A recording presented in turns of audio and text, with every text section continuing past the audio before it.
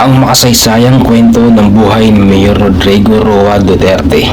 Rodrigo Roa Duterte, na kilala rin bilang Digong o Rode, ay isang Pilipinong politiko na nagsilbing ika-16 na Pangulo ng Pilipinas mula 2016 hanggang 2022. Siya ang unang Pangulo mula sa Mindanao at isa sa pinaka-kontrobersyal na leader sa kasaysayan ng bansa dahil sa kanyang matapang na pananalita at mahigpit na kampanya laban sa droga. Si Duterte ay pinanganak noong Marso 28, 1945 sa Maasin, Leyte, na ngayon nga ay bahagi ng Southern Leyte. Ang kanyang ama na si Vicente Duterte ay isang abogado at dating gobernador ng Davao. Samantalang ang kanyang ina na si Soledad Roa Duterte ay isang guro at aktivistang panlipunan. Lumaki siya sa Davao City kung saan siya nag-aral ng elementarya at high school. At dahil sa pagiging pasaway noong kabataan, siya ilang beses na napatawa ng parusa sa eskwelahan.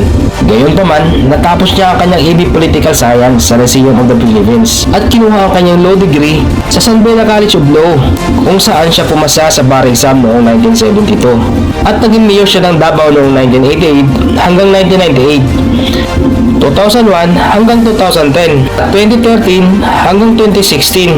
Bago naging Pangulo si Duterte, ay 3 dekada ng lingkod bilang mayor ng Davao City.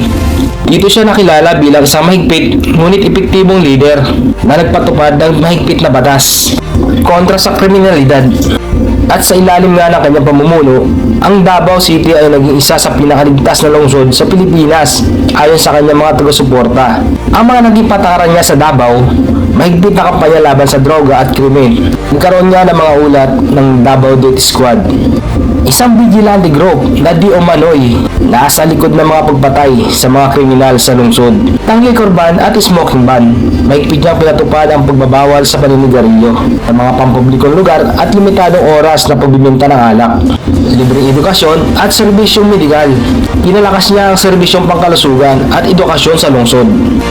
Noong May 9, 2016, si Duterte ay nanalo bilang Pangulo ng Pilipinas sa isang landslide victory. Kilala siya sa kanyang kampanya na may temang tapang at malasakit, kung saan nangako siyang lilipulin ang mga illegal na droga, korupsyon at mga kriminalidad. Mahalagang programa at kontrobersiya ng giyera kontra sa droga. Pinangunahan niya ang isang malawakang kampanya laban sa mga droga.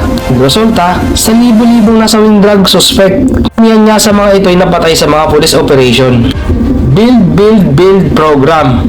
Pinalakas niya ang infrastruktura ng bansa sa pamamagitan ng malawakang pagpapatayo ng mga kalsada, tulay, paliparan, at iba pang pampublikong proyekto. Pagpapalapit sa China. Kabila ng tensyon sa West Philippine Sea, pinili niyang makipagkaibigan sa China upang makakuha ng economic support at malayang makapangisda at makapamuhay ang mga ordinaryong Pilipino dito. Pandemya ng COVID-19. Panahon ng kanyang termino, hinarap niya ang pagsubok ng COVID-19 pandemic at pinatupad niya ang ECQ o tinatawag nating Enhanced Community Quarantine bilang tugon dito. Pagkahiwalay sa Amerika, binago niya ang ugnayan ng Pilipinas sa Estados Unidos at mas pinili niya ang independent foreign policy. At matapos bumaba sa pwesto, noong June 30, 2022, bumalik siya sa Davao City at naging pribadong mamamayan. Gayunpaman, patuloy siyang aktibong lumalahok sa politika, nagbibigay ng opinyon mga mahalagang isyu sa bansa. Si Duterte ay isang leader na may matibay na paninindigan, ngunit hindi rin nakaligtas sa mga kontrobersiya para sa kanyang mga taga-suporta. Siya ay isang matapang at epektibong leader na nagpatino ng Pilipinas. Ngunit para sa kanyang mga kritiko, siya ay isang autoritaryong pinuno, tumalabag sa karapatang pantao.